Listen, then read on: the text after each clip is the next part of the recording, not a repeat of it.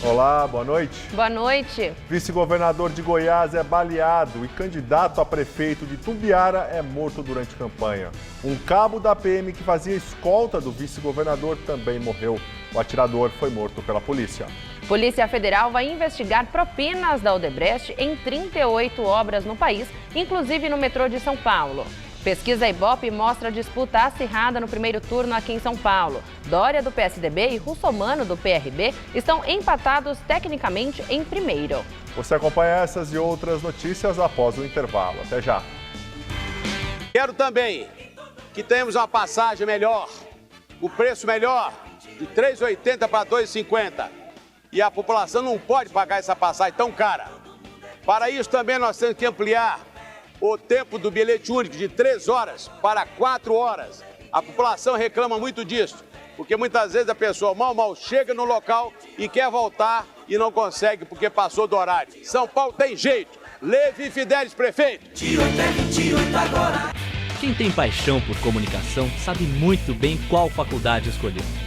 Aquela que prioriza a formação ética e humanística, sem deixar de lado vivência e experiência. Porque não basta estar preparado para o mercado. É preciso estar pronto para a vida. Se você quer se formar e transformar o mundo, faça Casper Libero. Vestibular 2017. Inscrições abertas. Faculdade Casper Libero. Paixão por comunicação. Você sabia que a maioria dos hospitais públicos na cidade precisa de mais recursos para custeio? É assim que trabalho, enviando recursos para que esses hospitais funcionem. Você sabe quem faz a diferença.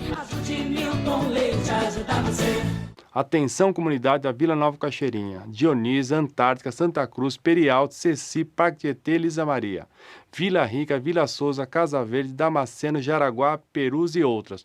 Pelo social, Watanabe, 25.700. Bom te ver no Todo Seu.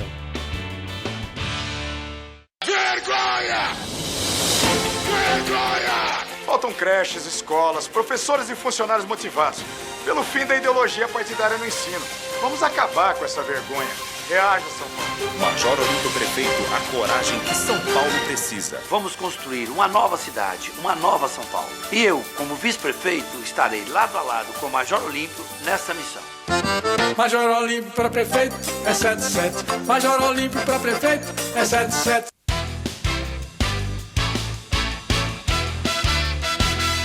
Datafolha e Ibope confirmam. João Dória não para de crescer e agora está em primeiro lugar em todas as pesquisas. Obrigado, São Paulo, pelo carinho e por essa energia positiva que não para de crescer. A eleição é nesse domingo. Compareça. Para mudar São Paulo, conto com o seu apoio, dos seus amigos e da sua família. Nesse domingo, vote 45 e acelera. 45 confirmou com João Trabalhador. Hora do Voto Eleições 2016. Próximo domingo, acompanhe na TV Gazeta a cobertura completa das eleições municipais. Em nosso estúdio, confira entrevistas especiais, os principais fatos, a apuração dos votos e a análise do dia de votação. Hora do Voto Eleições 2016. Próximo domingo, a partir das 5 da tarde.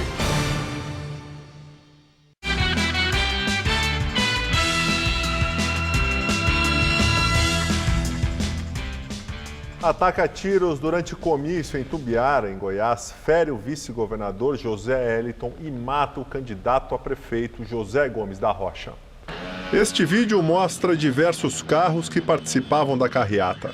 Dá para ouvir quando vários tiros são disparados. As pessoas ficam em pânico.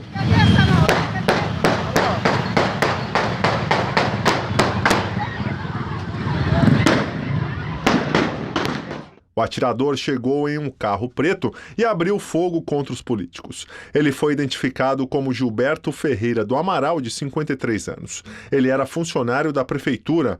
O candidato a prefeito de Itumbiara pelo PTB, que liderava as pesquisas, José Gomes da Rocha, de 58 anos, foi atingido na cabeça e morreu.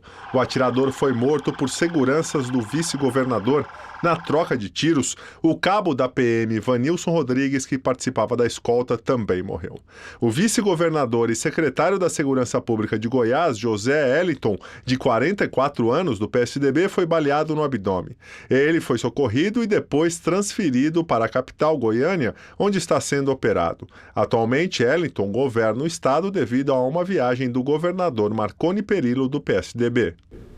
Pesquisa Ibope sobre a corrida à Prefeitura de São Paulo mostra a disputa acirrada no primeiro turno. João Dória, do PSDB, e Celso Russomano, do PRB, estão empatados tecnicamente em primeiro. E Marta está tecnicamente empatada com Russomano e Haddad. A margem de erro é de 3 pontos.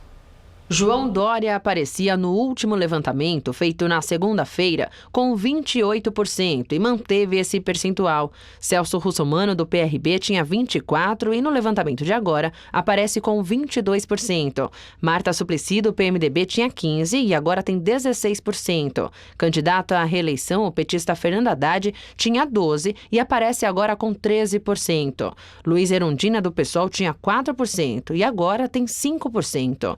Major Olímpio, do Solidariedade, tinha 1% e mantém 1%. Ricardo Yang, da rede Levi Fidelix, do PRTB, tem 1% cada um. Altino, do PSTU, e Henrique Arias, do PCO, não pontuaram. Brancos e nulos somam 9%, não sabem 3%. A pesquisa foi encomendada pela TV Globo e pelo jornal O Estado de São Paulo. O Ibope ouviu 1.204 eleitores entre domingo e hoje. A pesquisa está registrada no Tribunal Regional Eleitoral. E faltando poucos dias para as eleições, candidatos à Prefeitura de São Paulo intensificam as agendas de campanha.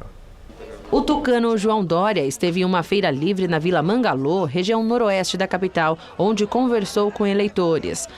Celso Russomano, do PRB, deu uma palestra no Rotary Club em Higienópolis. O petista e candidato à reeleição, Fernando Haddad, fez uma caminhada pelo bairro de Perus, na Zona Norte, e recebeu apoio de eleitores. Luiz Erundina, do PSOL, fez panfletagem aqui na frente da TV Gazeta. Major Olímpio, do Solidariedade, visitou a Central Brasileira de Setor de Serviços, a Sebrace, aqui na Avenida Paulista. A candidata Marta Suplicy, do PMDB, não teve compromissos abertos hoje. Troca de e-mails revela que o empreiteiro Marcelo Odebrecht se encontrou com a ex-presidente Dilma Rousseff. O encontro não estava na agenda oficial. A informação foi publicada no jornal Correio Brasiliense. A troca de e-mails foi entre Marcelo Odebrecht, ex-presidente da empreiteira, e os executivos Márcio Faria e Roberto Prisco. Todos foram presos na Lava Jato. Por enquanto, apenas Odebrecht continua detido no Paraná. Pela mensagem, o encontro com Dilma teria ocorrido no dia 12 de maio de 2011. E segundo o empreiteiro, os assuntos, a pedido da petista, eram o trem de alta velocidade, aeroportos e arenas. No e-mail, ele narra que estavam presentes na reunião LC e Itália. Para os investigadores, o codinome Itália seria uma referência ao ex-ministro Antônio Palocci. O empreiteiro diz ainda na mensagem que Dilma tratou também da concorrência para a contratação de 21 sondas de perfuração de petróleo na camada do pré-sal. Segundo Odebrecht, a petista reclamou do preço cobrado pela empreiteira, tratou de uma nova tentativa de licitação e da intenção de chamar empresas chinesas para a concorrência. Segundo o jornal Correio Brasiliense, na agenda oficial de Dilma não constava reunião com o empreiteiro e aparecia apenas um encontro com Palocci. Na época, ele era o titular da Casa Civil. Para os investigadores, Palocci defendia dentro do governo interesses da Odebrecht. Ele é acusado de movimentar 128 milhões de reais em propinas para ele e para o PT. Segundo a Polícia Federal, Palocci pode ter recebido diretamente 6 milhões de reais. No pedido de prisão de Palocci, o delegado Felipe Passi não indica uma conduta criminosa de Dilma na reunião, mas destaca que 3 meses depois do encontro, o grupo Odebrecht fechou o contrato com a Petrobras e a Sete Brasil, empresa criada para administrar a construção dos navios. E o Banco Central determinou o bloqueio de quase 31 milhões de reais do ex-ministro Antônio Palocci. 814 mil foram bloqueados de 3 contas bancárias e mais 30 milhões de reais da empresa de consultoria de Palocci. O juiz Sérgio Moro, responsável pela Operação Lava Jato, havia determinado o confisco de até 128 milhões de reais de Palocci e de mais 2 assessores. Palocci foi alvo da 35ª fase da Lava Jato e foi detido na última segunda-feira. Ele está preso temporariamente na Superintendência da Polícia Federal em Curitiba. Ele é suspeito de receber propina da Odebrecht para atuar em favor da empresa entre 2006 e 2013, interferindo em decisões do governo federal. Palocci foi ministro nos governos Lula e Dilma. Ministro do STF, Celso de Mello, manda para a Justiça do Distrito Federal inquérito contra o deputado cassado Eduardo Cunha. O inquérito apura se Eduardo Cunha, que é do PMDB, recebeu dinheiro para mudar o texto de uma medida provisória para favorecer o banco BTG.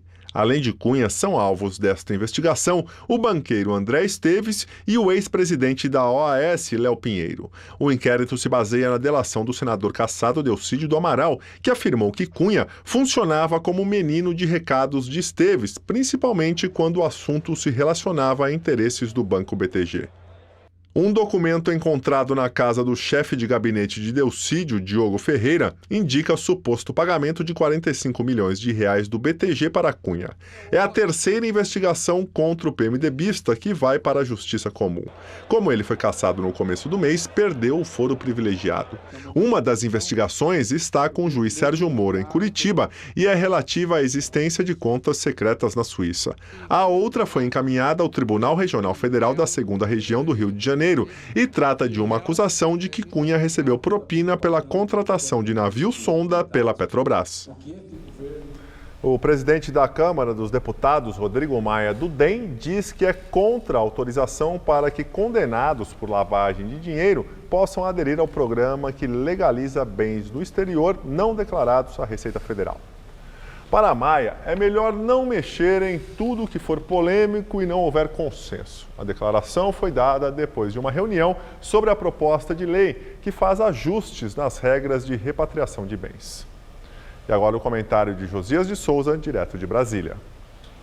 A Câmara planeja votar na próxima terça-feira ajustes na lei que criou o Bolsa Repatriação. Essa lei foi sancionada ainda no governo de Dilma Rousseff. Autoriza brasileiros que escondem dinheiro do fisco no exterior a trazerem suas fortunas de volta para o país sem serem importunados pela Receita Federal, pela Polícia Federal e pela Justiça. Basta que paguem um pedágio de 30% sobre o valor enviado ilegalmente para o estrangeiro. A pretexto de elevar a arrecadação, deve ser incluído na lei um artigo que deixa ainda mais claro que sonegadores e lavadores de dinheiro serão anistiados.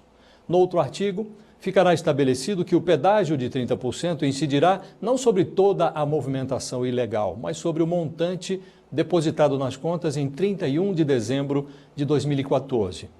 Deputados tentam, de resto, autorizar a adesão ao programa, mesmo de pessoas já condenadas por sonegação e lavagem de dinheiro. Tentam permitir também que políticos e seus familiares se beneficiem do Bolsa Repatriação. No Brasil, está claro, o cinismo virou uma outra forma de patriotismo. Boa noite. O Procurador-Geral da República, Rodrigo Janot, pediu a divisão em 4 partes da principal investigação da Operação Lava Jato no Supremo Tribunal Federal. O chamado Inquérito-Mãe apura a existência de uma organização criminosa com a participação de políticos e empresários para fraudar a Petrobras.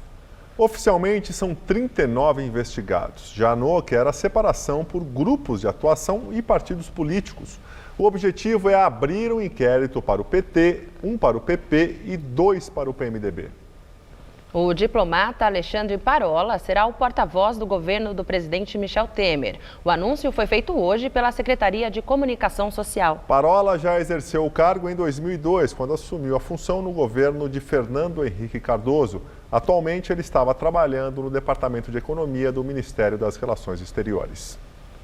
Polícia Federal abre novo inquérito para investigar suposto pagamento de propina da construtora Odebrecht em obras que não têm relação com a Operação Lava Jato. Os alvos são 38 negócios identificados nos registros da empresa. Entre eles, há suspeita de pagamento de propina em obras de 2 linhas do metrô de São Paulo feitas durante os governos do PSDB. A portaria assinada pelo delegado federal Felipe Rilipasse, da equipe da Operação Lava Jato em Curitiba. O delegado decidiu abrir uma nova investigação a partir de análise de documentos da 35ª fase da Lava Jato, que prendeu o ex-ministro dos governos Lula e Dilma Rousseff, Antônio Palocci. A Polícia Federal quer apurar obras suspeitas de irregularidades que foram citadas pelo setor de operações estruturadas da Odebrecht, departamento cuja finalidade era o pagamento de propina, de acordo com a investigação. Nas tabelas analisadas pela PF foram encontrados apelidos como, por exemplo, Estrela, Brasileiro, Casa de Doido SP, com valores dos repasses. A Polícia Federal afirma não ter identificado a quem se referem os codinomes. São apurados os crimes de corrupção ativa e passiva, formação de quadrilha, lavagem de capitais e de fraude em licitações. 38 negócios foram identificados em várias cidades do Brasil e até no exterior. Aqui em São Paulo estão sob suspeita contratos da construtora em obras da linha 2 verde e da linha 4 amarela do metrô. Os investigadores descobriram mensagens com supostos pedidos de pagamentos indevidos referentes às duas linhas. Por exemplo, a Polícia Federal afirma que em e-mails trocados no ano de 2006 constata-se que havia detalhamento de como seria efetuado o pagamento de propina pelo consórcio que a Odebrecht integrava para a execução de obras relativas à linha 4 do metrô de São Paulo. Neste e-mail, o título é PPP Linha 4 e o codinome para quem o dinheiro deveria ser pago é Cambada em SP. À época em que os e-mails foram trocados entre 2004 e 2006, o prefeito da capital paulista era o hoje ministro José Serra e o governador do estado, Geraldo Alckmin, ambos do PSDB. A Odebrecht participou do consórcio que fez os lotes 1 e 2 da linha 4 e também atuou na expansão da linha 2, ligando as estações Ana Rosa e Imigrantes.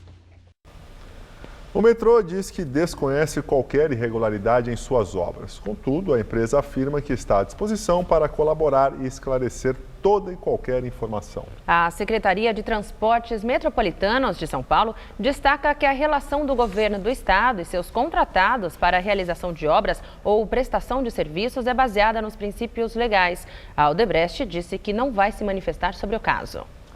No Ceará, a Polícia Federal investiga esquema de venda de decisões judiciais instalado dentro do Tribunal de Justiça. Hoje foram cumpridos 19 mandados de busca e apreensão e 24 mandados de condução coercitiva, quando a pessoa é levada para depor. De acordo com a Polícia Federal, 14 advogados, 2 desembargadores da ativa e 1 desembargador aposentado são alvos nesta fase. Na operação, também houve a determinação de bloqueio das contas de 1 desembargador aposentado e de 1 advogado, que beneficiaram mais de 300 pessoas com cargos públicos sem prestarem concurso. O Tribunal de Justiça do Estado do Ceará informou que as decisões judiciais e as investigações possuem caráter sigiloso. E nós ficamos por aqui. A edição de hoje pode ser vista no site do Jornal da Gazeta. Até amanhã. Boa noite, Gabriel. Tchau, Tássia. Até amanhã. Muito obrigado pela companhia. Tenha uma ótima noite e fique agora com o Rony Von no Todo Seu. A gente se vê amanhã. Até lá.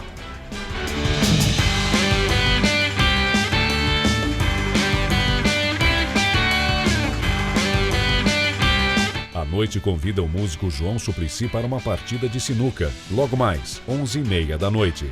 Assista agora. Todo Seu.